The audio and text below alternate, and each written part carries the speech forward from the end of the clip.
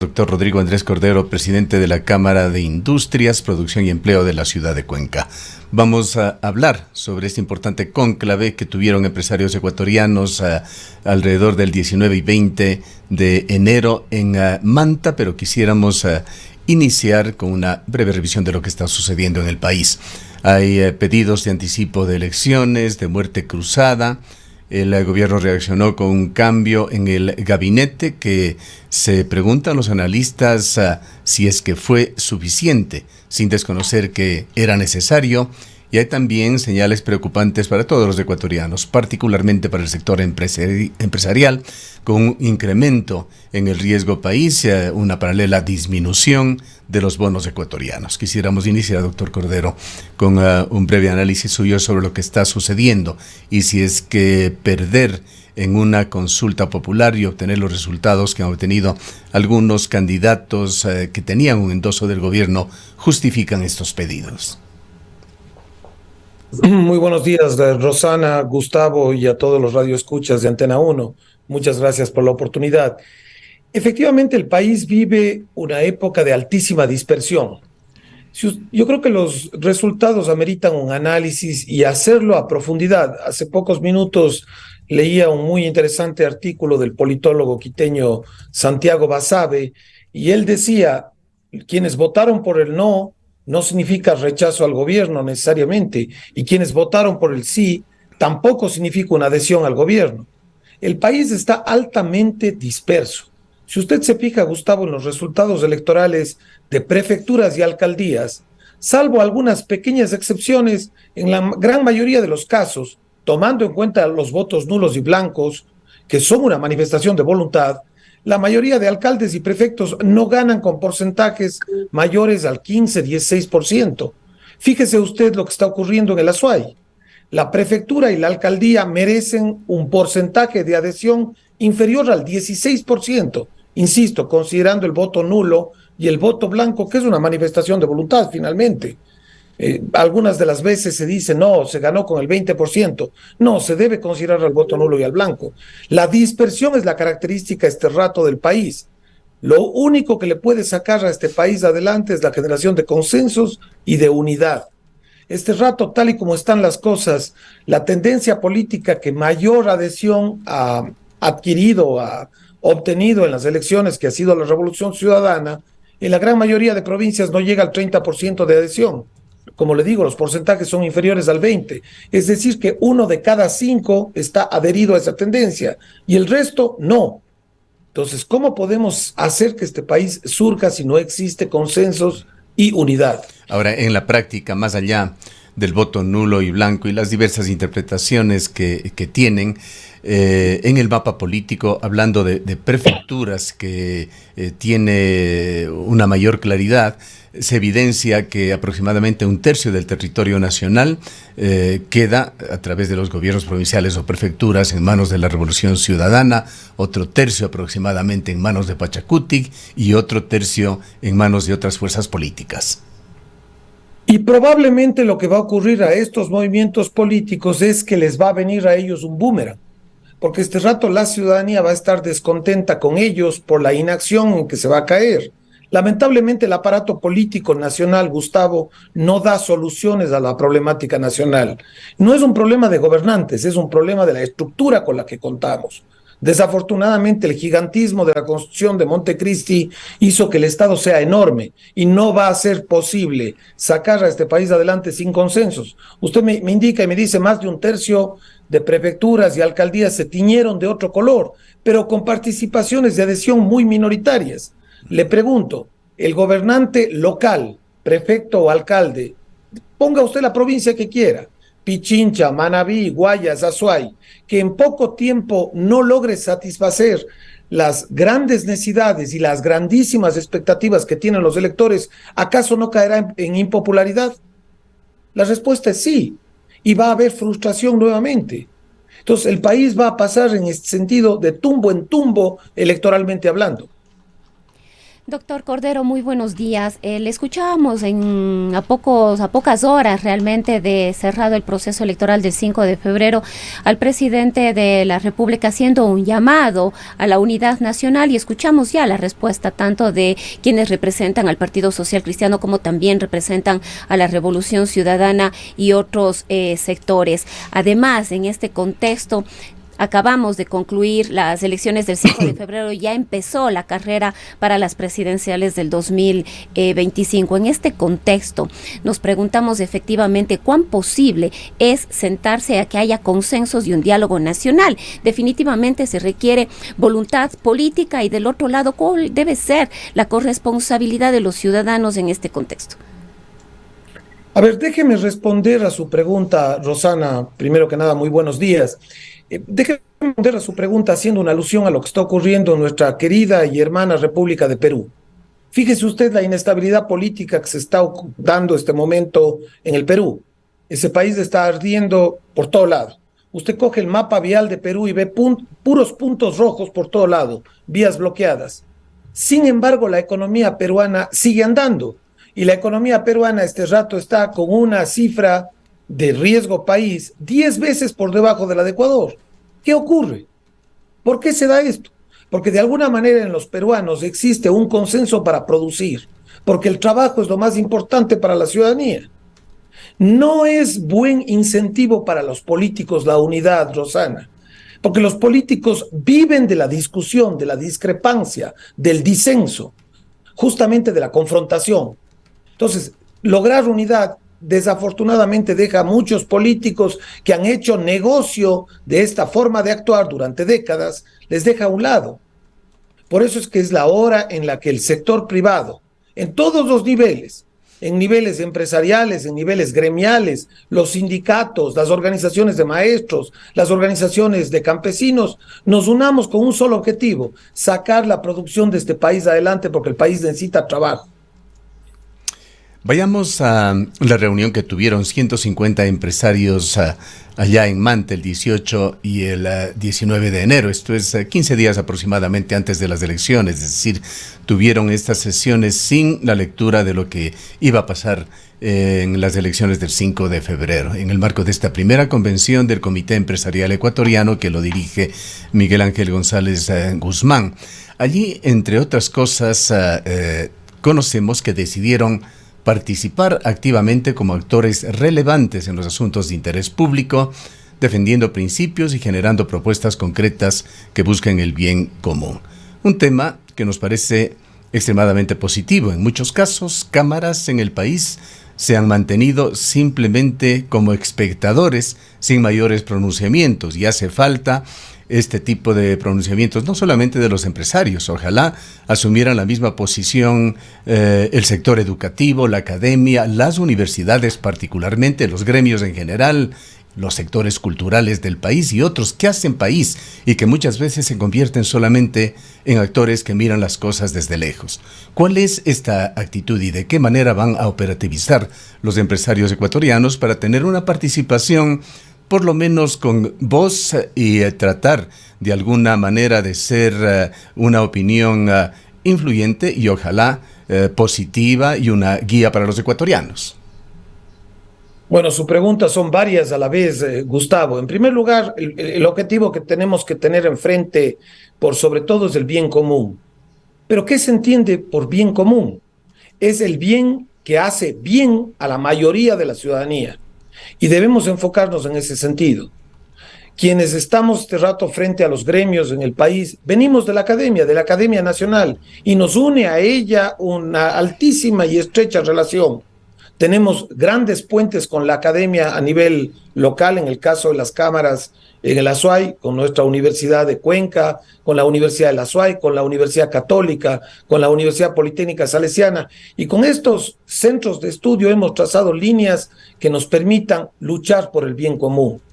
Pero usted hablaba de algo, Gustavo, hace un rato. Es hora de que los gremios también hagan presencia pública. Es diferente hacer presencia pública de hacer presencia política.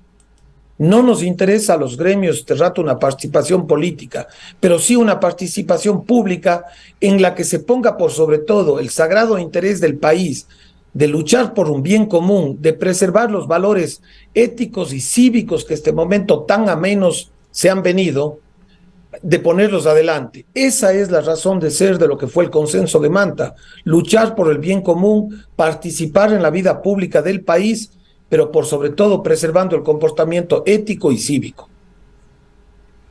¿Qué consideraciones han hecho en este cónclave sobre la situación económica del país? Esto evidentemente se lo hizo, y reiteramos porque es un importante referente a las elecciones, antes de las elecciones, pero en forma posterior a las elecciones, en forma casi simultánea, el riesgo país nuevamente subió, y significativamente, a valores que superaron los 1.500 puntos, mientras analistas calificados que miran a Ecuador y siguen muy de cerca la situación económica, consideran que Ecuador tiene una posición macroeconómica interesante y varias ventajas económicas que ha ido creando el gobierno de Lasso, pero señalan que esto se viene abajo por la inestabilidad política que vive el país, y aspiran también a que eventualmente se llegue a un acuerdo mínimo liderado por el gobierno de Lasso, no solamente para que termine su periodo, sino pueda haber un trabajo conjunto de todos los poderes fácticos y los integrantes organizados a través de gremios o a través de organizaciones ciudadanas en el territorio ecuatoriano. Gustavo, usted lo está comentando y hacia allá va justamente mi reflexión. El problema del país no es un problema económico. Las cuentas nacionales, las macrocuentas, están en una posición que nunca la habíamos experimentado antes. Hemos tenido en todos los organismos multilaterales, según los analistas internacionales, las mejores notas desde que usted y yo tenemos uso de razón. Definitivamente este rato, a nivel de cuentas macrofiscales, el país no puede estar mejor. Pero el problema del país es político. Y le contesto con una pregunta. Supongamos que se aplicase la muerte cruzada y se destituyese al presidente Lasso. Le consulto, ¿al día siguiente se va a solucionar el problema político del Ecuador? La respuesta es no, porque el Ecuador tiene una altísima dispersión, una falta de unidad. Insisto, el problema del Ecuador es un problema político. El problema del Ecuador, Gustavo, son los políticos. Lamentablemente la mayoría de los ecuatorianos no somos políticos, y lo que nos interesa es el progreso y la superación de este país, y que se satisfagan las necesidades de la gran mayoría de la población. Doctor Cordero, y quizás hacia allá iba también y quizás, Rodrigo, hacia allá iba también mi otra inquietud respecto de esto. Tenemos unas muy buenas cifras macroeconómicas, pero ¿cuánto es político y cuánto también es un problema de gestión? Cuando es imposible sacar un pasaporte antes de los 3-4 meses, cuando la gente se está muriendo. Aquí en Cuenca acaba de fallecer un reconocido artista, teatrero, titiritero, precisamente por no poder acceder a salud. No tenía los recursos para atenderse en un lugar privado, y en el Servicio Público de la Salud no recibió la atención oportuna ni el tratamiento requerido, lo que a la final le llevó a la muerte. Y esto es un problema de todos los días: falta de medicinas, falta de atención en salud, problemas en la educación, reducción de presupuestos a las universidades y una serie de otros problemas más. Nos preguntamos cuánto el problema del Ecuador es político, pero cuánto también es un problema de gestión. Se olvidó decir uno que es ancestral entre nosotros y que cada vez nos duele y nos duele más, que es el vial. Se olvidó mencionarlo, pero es algo que a ratos como que nos acostumbramos, Rosana, y nos amortiguamos. Pero Cuenca ha estado y lamentablemente estará aislada. Por supuesto que hay un problema de gestión, pero el problema de gestión viene también del modelo de Estado. Cuando usted tiene un Estado gigante, enorme, imposible de manejar, la gestión se dificulta. Personalmente yo considero que debería traspasarse muchas de las competencias que están en manos del Estado central a los entes seccionales. Definitivamente, la educación y la salud en nuestro medio estarían mejor en manos de los municipios o quizá de la prefectura, que de un Estado central al cual es lejísimo llegar, es remoto, es difícil. Fíjese usted lo que está ocurriendo en otras áreas. Quizá no se las menciona porque no son de lacerante realidad como es el sector de la salud o el sector de la educación. Le comento, por ejemplo, Cuenca tenía una superintendencia de compañías modelo. Este momento está absolutamente paralizada por falta de presupuesto, no tiene personal. El sector productivo de la SUAY no puede operar porque la superintendencia de compañías simplemente está amarrada de brazos, no tiene presupuesto, pese a que las compañías locales aportan ingentes sumas todos los años en contribuciones a esa entidad. Le pongo un ejemplo que obviamente no es lo duro, lo lacerante del sector de la salud, pero personalmente considero, Rosana, que debemos pasar competencias a los entes locales. Añadiendo a lo que señalaba Rosana, hay fuertes críticas sin desconocer los logros en macroeconomía del gobierno de Lasso a la atención en el área social. Y le cuento un caso personal. He sido usuario del IES por muchos años, solicitado un examen anual como todos los años, y los exámenes de laboratorio ahora dan turno para dentro de 90 días. Esa es la situación de la salud en el Instituto Ecuatoriano de Seguridad Social, y son temas, como muchos otros que mencionó Rosana y que usted los conoce muy bien, que tienen que resolverse de mejor manera en el país, más allá de las cifras macroeconómicas. Pero insistiendo en el tema de la importancia de que los distintos gremios e instituciones sean parte más activa del país, tenemos asimismo que aplaudir a la Cámara de la Construcción de Cuenca. Posiblemente usted esté invitado también. Hoy a las 9 de la mañana habrá un pronunciamiento sobre lo que califican como la aguda situación vial de la SUAY previo al feriado nacional de Carnaval. ¿Tienen ustedes participación en esto? No hemos participado en este esfuerzo de la Cámara de la Construcción, pero adherimos a la posición. Definitivamente el Azuay está relegado en el tema vial y no lo está en el último año, en la última administración gubernamental, estimado Gustavo. Si usted se fija en el récord vial del sur del país, la última gran vía en construirse fue la vía rápida Cuenca-Sogues-Biblián, y se lo hizo en el gobierno de Sixto Durán Ballén. Entonces, si hacemos una simplificación en el comentario, desde Durán Ballén hasta la fecha no se ha construido nada en el sur. Entonces, tenemos que hacer, obviamente, un recuento de esa relegación. Durante un largo tiempo no hemos tenido atención vial en el sur. La Cámara de Industrias que usted preside ha tenido una posición activa en este tema de la vialidad últimamente, concentrando su esfuerzo particularmente en la nueva vía a la ciudad de Guayaquil.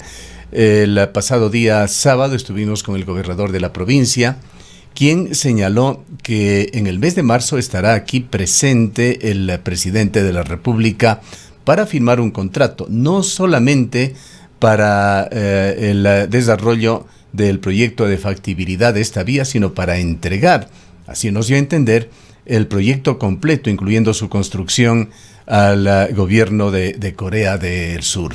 ¿Está usted al tanto de estas actividades y qué tan firmes son? Pues realmente no queremos poner en tela de duda la palabra de Matías Abad, pero las promesas que se han hecho para la provincia de la SUAY por lo general han caído luego en el vacío. Comparto su escepticismo, Gustavo. Como le decía, desde la época de Durán Ballén hasta ahora no hemos visto una sola vía nueva en esta zona. Entonces yo también dudo igual que usted. Personalmente y como Cámara, nosotros somos de la idea de que debemos pasar del dicho al hecho. Es decir, no solamente se debe criticar, sino también hacer propuestas constructivas, y por eso dimos el paso de desarrollar un preproyecto conjuntamente con el auxilio de la empresa pública Universidad de Cuenca, con su grupo de ingenieros viales, para decir, oiga, ya basta, hagamos algo por esta región del país. No estoy hablando solamente de la SUAY, estoy hablando del sur del Ecuador. Y planteamos la autopista Guayaquil-Cuenca. Efectivamente, hemos recibido del gobierno nacional la confirmación de que se estaría en negociación con el gobierno de la República de Corea del Sur para, a través de la empresa pública de dicho país, desarrollar los dos proyectos viales, la autopista Guayaquil-Quito y la autopista Guayaquil-Cuenca, en un solo eje vial. Ojalá efectivamente esto se dé. Se nos anunció que sería en el mes de marzo la firma del convenio previo para el desarrollo de los estudios, ya estudios de factibilidad definitivos, pero comparto, como le decía, su escepticismo, Gustavo, pero tengo bastante ilusión de que esto sí se dé. Hay sugerencias también que han hecho, perdóneme, Rosana, sectores ciudadanos en el sentido de que las nuevas autoridades deben ya estar trabajando en estos temas. Y por allí hay sugerencias de que Cuenca y el Azuay busque concesiones. Por ejemplo, se sugería que la prefectura provincial se haga cargo de la cuenca Molleturo y la alcaldía de la cuenca Girón Pasaje, por ejemplo. Más allá de esta autopista, que ojalá tenga esas características y se llegue a hacer a la ciudad de Guayaquil, ¿ha puesto su mirada en otras soluciones al problema vial la Cámara que usted preside y los empresarios en general? Por supuesto, Gustavo, le anticipo que hemos concertado reuniones ya con las autoridades electas, con el prefecto electo y con el alcalde electo para compartirle nuestra experiencia, nuestras investigaciones y nuestro respaldo a iniciativas como las que usted comenta. Definitivamente requerimos que nuestros gobiernos seccionales asuman el control y el liderazgo del sector vial o del esquema vial del sur del país. Y tiene que haber una mancomunidad ahí, porque usted nada saca si solamente hablamos de la alcaldía de Cuenca. Usted señaló como ejemplo la vía Girón Pasaje. La alcaldía de Cuenca tiene que hacer una mancomunidad con Girón, Santa Isabel, Pasaje y Machala para poder llegar hasta allá. Si no, no es factible si una sola alcaldía asume dentro de su territorio una vía que por lo menos transita por 5, si no más cantones. Y justamente iba quizás hacia allá mi inquietud, doctor Cordero. Bueno, primero ante esta falta de confianza con las instituciones, estuvo hace no mucho acá el señor ministro de Transporte y Obras Públicas, pero evidenció un desconocimiento sobre muchas de las problemáticas en materia vial que estamos teniendo, y el único anuncio que quizás quedó claro es que iba a haber 8 millones de dólares en este año, al menos iniciales, y nada más concreto respecto del tema vial para esta región. Y la otra pasaba que ante esta ausencia de atención y sobre todo de interés, si el ministro viene a Cuenca y a la provincia de la Azuay, ni siquiera se toma el tiempo quizás para enterarse sobre cuáles son los principales problemas y los avances en algunos de los proyectos o el estado de situación de algunos proyectos, pues es muy poco lo que podemos esperar. Tanto el alcalde electo de Cuenca como el prefecto electo de Cuenca han dicho que si es que hay insistencia por parte del gobierno nacional en este abandono o esta falta de interés, exigirán precisamente que se transfiera las competencias de estas vías, y ahí se empieza a debatir el tema de los peajes, de las alianzas público-privadas. ¿Considera usted realmente que los gobiernos seccionales con esta comunidad o no que se podría, esta mancomunidad o no que se podría hacer, estarían en la capacidad y en las podrían tener todas las competencias para hacerse cargo de estas vías? En el momento actual, no. Y no por 2 razones. La primera, porque no tiene la estructura del talento humano y organizacional suficientes para hacerse cargo de un negocio deficitario, Rosana. Y esa es la segunda razón. Las vías no son un negocio rentable. Lamentablemente no lo son. Y si usted se fija, los modelos de peaje que existen en el Ecuador, de vías concesionadas, funcionan con subsidio del Estado y en vías de altísimo tráfico, como por poner un ejemplo, el tramo que hay entre Puerto Inca y Guayaquil. Son vías de un tránsito enorme, vías planas, fáciles de mantener, que no tienen la topografía y el esquema geológico complicadísimo que tienen las vías montañosas del Azuay, del Cañar, de Loja y lo propio en Morona y en Zamora, y sin embargo tienen déficit.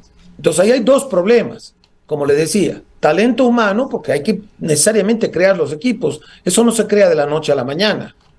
En la prefectura de la Azuay hubo un primer buen desarrollo vial. Recuerde usted, en la prefectura de Paul Carrasco, que administraba varias de las vías, y teníamos un esquema de concesión en la vía Paute-Gualaceo, que por lo menos tenía la vía limpia, con cunetas mantenidas, sin obstrucción en diferentes lugares. Intente usted, Rosana, ir a Paute y trate de cruzar la parroquia El Cabo, a ver si no se demora por lo menos 15 minutos, con riesgo de un atropellamiento. Por lo menos en esa época funcionaba ese esquema. Eso se perdió cuando hubo el cambio de prefectura, en que Primero se cerró el peaje de Chalquicay, recuerde usted, y después simplemente se echó para atrás ese modelo de gestión. Yo creo que es importantísimo y me alegro que las autoridades electas saluden esta forma de gestión. Es importantísimo que se retome esa forma de andar, porque le digo una cosa, Rosana, con el modelo centralista que tiene el Ecuador, nunca vamos a ver un cambio en la forma en la que se está dando la asignación de rentas. ¿Y sabe por qué no lo vamos a ver? Porque el actual esquema de distribución de rentas del Código Orgánico Monetario y Financiero, que quedó dado al amparo de las leyes que se desarrollaron después de la expedición de la Constitución de Montecristi, permite que la plata se vaya de provincias como la Azuay, que tributan altísimamente, a otras y nunca más regrese. Ese esquema no va a cambiar. Entonces, es indispensable reclamar competencias. No hay otra forma en que nosotros podamos tener nueva y mejor obra pública. Cecilia Méndez, en declaraciones alrededor de las elecciones, señalaba que sin demagogias se debería retornar a la tasa solidaria que generaba fondos para el mantenimiento vial.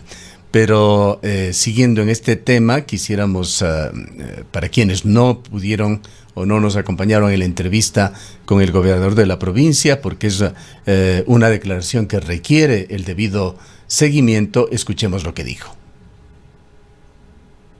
Yo creería a más tardar a fin de mes o máximo la primera o segunda semana de marzo, en poderle tener acá al presidente firmando el contrato con el gobierno de Corea para el desarrollo de la vía Cuenca-Guayaquil.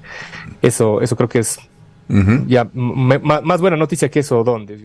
Reiteramos que noticias como estas las hemos tenido en cantidades en otros gobiernos. Recordemos todas las promesas que se hicieron con respecto al ingreso sur, que al final quedó en nada, y documentos como estos son material para realizar el seguimiento que no debería ser exclusivo de los medios de comunicación, sino de la ciudadanía en general. El acceso sur, usted lo señala, que es el eje vial Tarqui-Biblián, tengo entendido, porque se va a hacer mejoras, no solamente en la parte de Narancay, sino también distribuidores de tráfico en varios espacios de lo que llamamos la autopista o circunvalación sur, e inclusive hasta en Azogues. Eso tiene que ser liderado por los alcaldes. Los recientes electos alcaldes de Cuenca y de Azogues deben apropiarse de esa iniciativa, reclamar esa competencia, Gustavo, y asumir con un liderazgo de inmediato el empuje de esa obra.